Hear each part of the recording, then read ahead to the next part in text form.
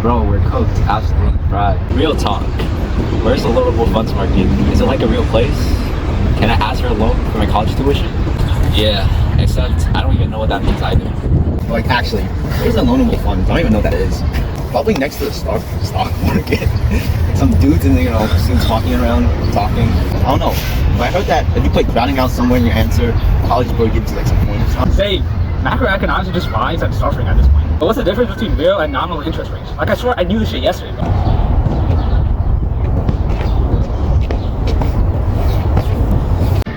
Did I just hear that you don't know what the loanable funds market is? Y'all are stressing me out. Put your phones away. I'm locked in. I'm gonna give you the most effective macro lesson of your life. You don't know what real interest rates are? Bro, what are you doing?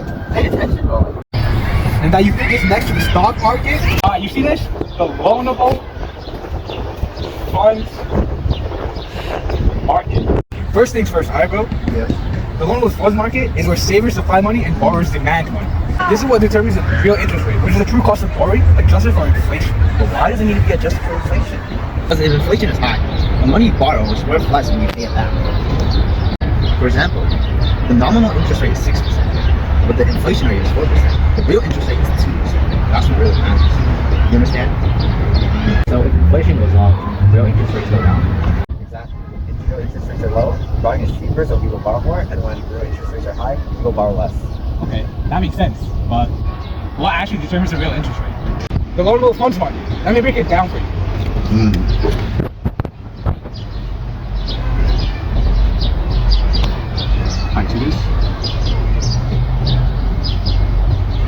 This is a loanable funds graph. The supply curve represents savings, the amount of money people are willing to lend. The demand curve represents borrowing, the amount of money businesses and consumers want to borrow. How do we know which way the curve shifts? Great question.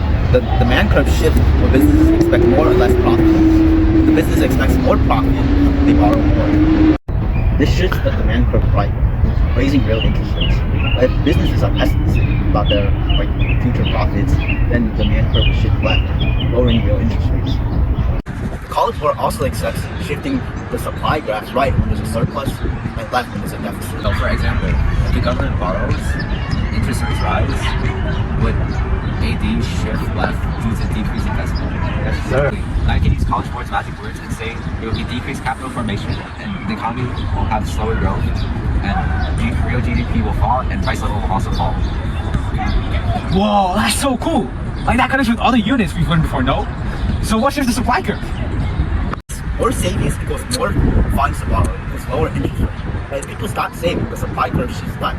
Interest rate rise, borrowing becomes more expensive. Yes, more savings equals more funds to borrow equals lower interest rate. When people stop saving, the supply curve shifts left. Interest rate rise, and borrow becomes more expensive. Okay, but what's this crowding out thing? I heard it's on the test. Crowding out. Happens when the government goes into a budget deficit and borrows a lot of money. This increases demand for loanable funds, which drives up real interest rates. So the government just moves in and takes on. Precisely. When the government borrows a lot, it competes with businesses for loans. And the increased demand for loanable funds drives interest rates up. It makes it harder for businesses to borrow. Wait, so the government borrow more money crowds out private businesses? Yes, exactly. High interest rates make borrowing for businesses more expensive, so they invest less. That's crowding out. It reduces private investment, which can slow down overall economic growth. Okay, so the government is flexing its financial muscle, but that makes it harder for regular businesses to get loans. Yeah, that's the gist of it. The government borrowing more equals the private sector borrowing less. On a side note, complete borrowing out is when any borrowing the government does ends up negating any positive effects it would have on the economy. The key takeaways are: the global funds market determines the real interest rate. The supply of global funds shifts when there are changes in savings and capital inflow. The demand shifts when there are changes in borrowing.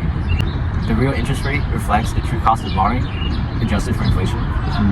And crowding out is when increased government borrowing increases interest rates and that decreases private investment. Okay, I'm feeling much better now. I think I get it.